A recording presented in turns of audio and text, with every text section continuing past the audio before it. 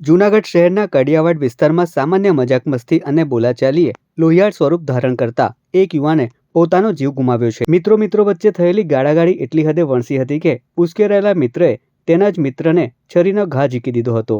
ગત તારીખ 1 માર્ચની રાત્રિએ બનેલી હૃદયદ્રાવક ઘટનાની વિગતો આપતા ડીવાયએસપી હિતેશ દાંદલેએ જણાવ્યું હતું કે જામકા ગામના 19 વર્ષીય યુવાન રાશિષ ઉર્ફે ભયુ હરસુખ સોલંકીની હત્યા કરવામાં આવી છે। આ મામલે પોલીસે ઊંડી તપાસ હાથ ધરતા મિત્રતામાં થયેલી બોલાચાલીએ ખૂની ખેલનું સ્વરૂપ ધારણ કર્યું હોવાનું બહાર આવ્યું છે।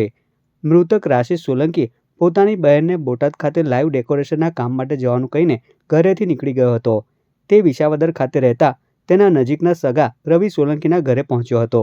ત્યાં રાત્રિભોજન કર્યા બાદ રાશિષ અને રવિ ઇકો કાર લઈને જૂનાગઢ આવ્યા હતા। જૂનાગઢમાં તેઓ તેમના અન્ય મિત્રો મિત સોલંકી, રોનક ચૌધરી અને હર્ષદ સોલંકીને ઇસ્કોન ચોકડી પાસે મળ્યા હતા।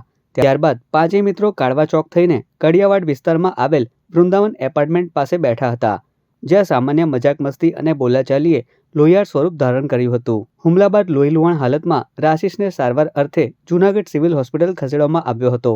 આરોપી રોનક પોતે પણ અન્ય મિત્રો સાથે તેને હોસ્પિટલ લઈને પહોંચ્યો હતો।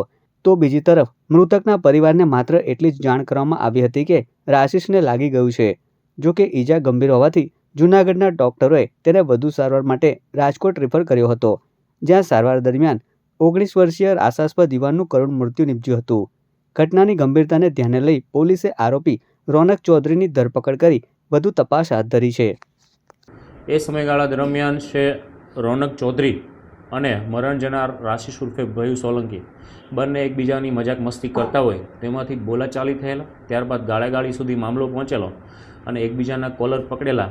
એવામાં આ રોનક ચૌધરી ઉશ્કેરાઈ ગયેલો અને પોતાના પેન્ટના નેફામાં રહેલ છરી વડે મરણ જનાર રાશિષના થાપાના ભાગે છે એ હુમલો કરેલો।